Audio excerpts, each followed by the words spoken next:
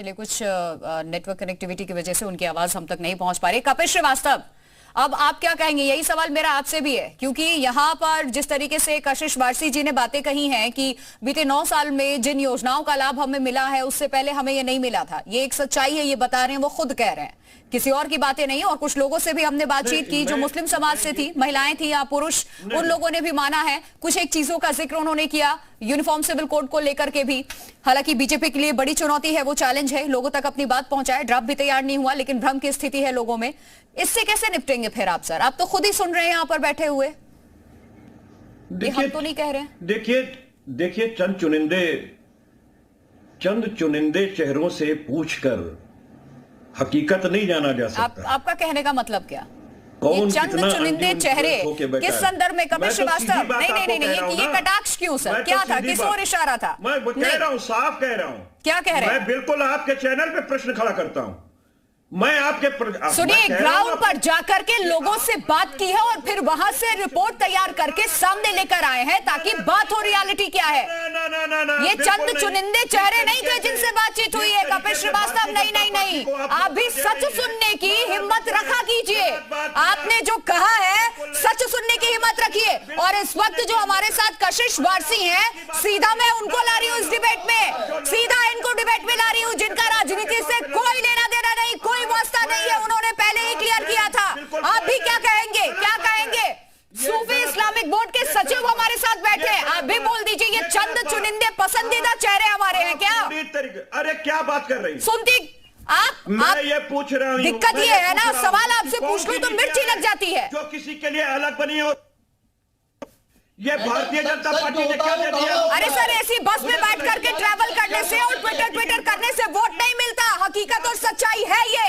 Ground पे हम जाते हैं, ग्राउंड पे आप जाकर के देखिए ना, ग्राउंड ऐसी बस से निकल के बाहर देखिए, ट्विटर की दुनिया से बाहर आकर के ग्राउंड पे जाकर के देखिए, लोगों से बात कीजिए, फिर पता चलेगा वो चंद चुनिंदे चेहरे हैं या लोगों की अपनी राय और अपनी सोच है। वजह से नहीं हुआ और जी मीडिया की वजह से नहीं हुआ। बिल्कुल नहीं। अगर आप इस तरीके से बात करेंगे सर, एक सेकेंड सर, कपिल श्रीवास्तव सुन लीजिए, कशिश वारसी को भी सुना ना आपने, मैं चुप हो जाती हूँ। कशिश वारसी से बात कीजिए। कशिश वारसी आपसे सवाल पूछ रहे हैं, फिर उनको क्या कहेंगे आप? वो सचिव है सूफी इस्लामिक बोर्ड के, राजनीति से कोई लेना देना नहीं है और चंद चुनिंदा चेहरों में से नहीं लेकर आए हम उनको। जनता पार्टी की नीतियां थी जो आप लाभान्वित हो गए। सच्चर कमेटी की रिपोर्ट लागू कर दी क्या वारसी से साहब? सच्चर कमेटी की रिपोर्ट भारतीय जनता पार्टी की 9 वर्ष की सरकार ने लागू कर दिया क्या? कौन सी नीति की बात आप करते हैं? उर्दू शिक्षक भूख के मरने के कगार पे बैठे हैं, मदरसों पे बुलडोजर चलाने की नीतियां लेकर के आए हैं। जो नीति आपने कहा कि एक हाथ में कुरान दूसरे हाथ में कंप्यूटर, किस मदरसे के अंदर आपने कंप्यूटर देने का काम किया है? ठीक है, आनंद दुबे इस तरह की नीतियों की बात करते हैं ये वारसी साहब जैसे लोग अच्छा, एक सेकेंड, आनंद दुबे आपका रुख कर रही हूँ, ठीक है, अरे वारसी साहब आपका चेहरा नंगा है, नंगा। आपने तो वहां भी राजनीति करी, आपने एक हाथ में लैपटॉप देने क्यों दिया? आप चाहते नहीं कि मदरसे का बच्चा आईएएस बने, आईपीएस बने। सुन लीजिए, आपने सवाल पूछ दिया ना, आपने सवाल पूछा, जवाब तो सुन लीजिए। आपको अन्याय की नजर से आज भी देखा जा रहा है और आप बात करते हैं वारसी साहब, किस मदरसे के अंदर कंप्यूटर दिया गया? वहां भी बर्दाश्त नहीं हुआ। आज भी आपको आतंकियों की निगाहों से देखने वाला भारतीय जनता पार्टी के लोग हैं और कोई नहीं है। कितने सांसद भारतीय जनता पार्टी के लोग हो गए, बहुत अच्छी बात है। आपको मदद करने के लिए राष्ट्रवाद की बात करी, जिसने सच बोला वो बीजेपी का एजेंट हो गया। मुझे बताइए, एक टिकट दिया, एक टिकट बताइए वारसी साहब। वारसी साहब के अंदर मुसलमान टिकट दिया और मुसलमान जीता कि कितने विधायक के टिकट के अंदर मुसलमान को टिकट दिया, आप जैसे लोग अपने काम को बेचने के लिए बैठते हैं। आपके लोग इन्फ्लुएंस होकर आपसे अगर आनंद दुबे ने, एक सेकेंड, आनंद दुबे ने सवाल किया तो आप कहते हैं किस हैसियत से आप ये आरोप लगा रहे हैं और आप ये बातें कर रहे हैं और आप वही काम कर रहे हैं। आप जिस तरीके से इनके ऊपर एलिगेशन लगा रहे हैं, फिर वो क्या है कपिल श्रीवास्तव? आपसे कोई सवाल पूछे तो आप ये कहते हैं कि आप किस हैसियत से ये सवाल पूछ सकते हैं, आपको हक किसने दिया? और वही काम आप दूसरों के साथ करते हैं सर। आप बात करेंगे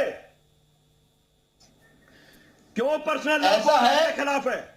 ऐसा है कि अगर कोई आदमी सच बोल देता है तो वो बीजेपी या आरएसएस का एजेंट हो जाता है। ठीक है, एक सेकंड कपिल आप श्रीवास्तव। अनड्यू इन्फ्लुएंस होकर के बैठे राज्य मंत्री का दर्जा फिर भी आपको नहीं मिलेगा।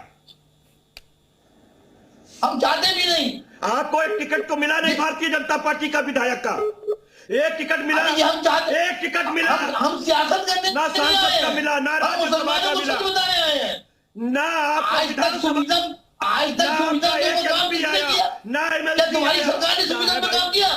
क्या है तुम्हारी सरकार ने सुविधा पे काम किया? किस तरीके से आपको लाभ पहुंचाया जाएगा? अनड्यू इन्फ्लुएंस होकर के अपने परिवार के लाभ के लिए वारसी साहब बैठे हैं। अच्छा, आज तक लाभ तो आपने लिए है। वो पार्टी कह रही है जो परिवारवाद के नाम से जानी जाती है। एक सेकंड कपिल श्रीवास्तव, नहीं, आप किसी पे पर्सनल अटैक मत कीजिए, पर्सनल अटैक बिल्कुल मत कीजिए। ये वो पार्टी कह रही है जो परिवारवाद के नाम से जानी जाती है, जिसका मुखिया कभी परिवार से बाहर का व्यक्ति बना ही नहीं। जितने भी पद है बड़े पार्टी में वो सभी परिवार के व्यक्तियों के पास है।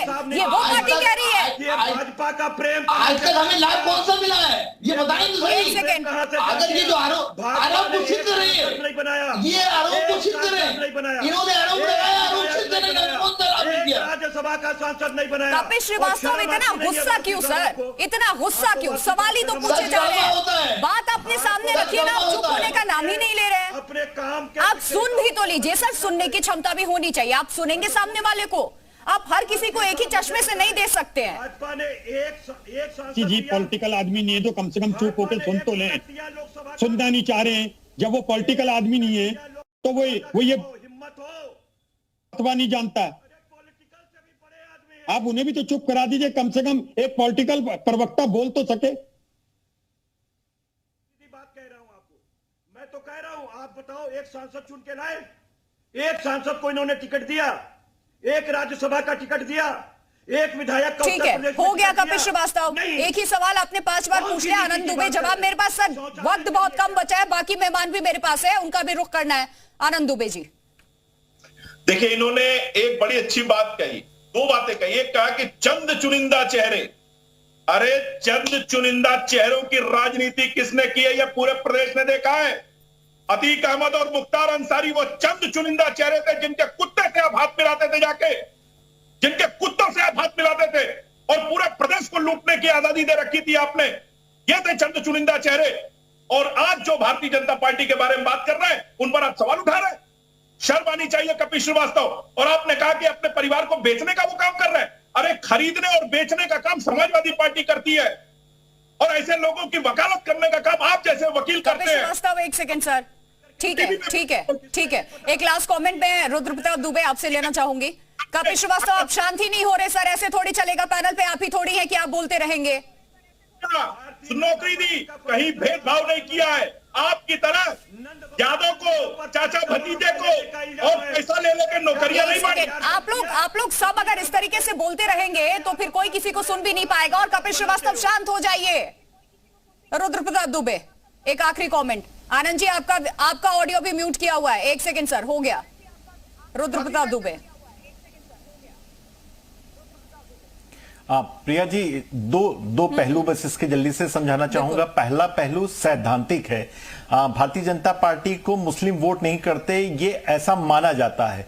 ऐसे माने जाने के बावजूद अगर 2 बार सत्ता में लगातार आ रहे दल की तरफ से ये प्रयास हो रहे हैं कि मुस्लिमों तक पहुंचा जाए, तो आखिर इसमें परेशानी क्या है? इसका तो स्वागत होना चाहिए। लोकतंत्र में तो स्वागत होना चाहिए कि जिस दल के बारे में कहा जाता है ये वहां तक नहीं पहुंच पाता, वहां भी वो पहुंचने की कोशिश कर रहा। दूसरी बात, पसमानदा मुस्लिम समाज 18 राज्यों में और कुल मोटे मोटे तौर पर देखिए तो 100 लोकसभा सीटों पर अपना प्रभाव रखता है। उत्तर प्रदेश में बहुत ज्यादा प्रभाव रखता है। इदरीसी, नाई, मिरासी, मोरे और बहुत सी ऐसी, घोसी, तमाम ऐसी लगभग 44 ऐसी उपजातियां हैं जो पसमानदा मुस्लिम समाज से आती हैं। तो भारतीय जनता पार्टी इसको लेकर न केवल रणनीति बना चुकी है, बल्कि उसने कुछ प्रयोग किए हैं जो कि सफल दिख रहे हैं और उसी रणनीति पे आगे बढ़ रही है। सैद्धांतिक तौर पे देखें, व्यवहारिक तौर पे देखें, दोनों तौर पे देखें तो इतना भारतीय जनता पार्टी अपनी भारतीय जनता पार्टी की तैयारी अभी से है ताकि पिछला जो वोट बैंक है उसे मेंटेन किया जाए या उससे भी आगे बढ़ा जाए। 303 उसको भी भारतीय जनता पार्टी इस बार तोड़ करके और सीटें जीते। तमाम पार्टियां अभी लामबंद हो चुकी हैं, ऑपोजिशन की एक तरफ मीटिंग चल रही है और एकजुट होकर के लड़ने की बात कही जा रही है। देखते हैं अभी आगे क्या होता है। चुनाव अभी थोड़ा दूर है, इंतजार करना होगा।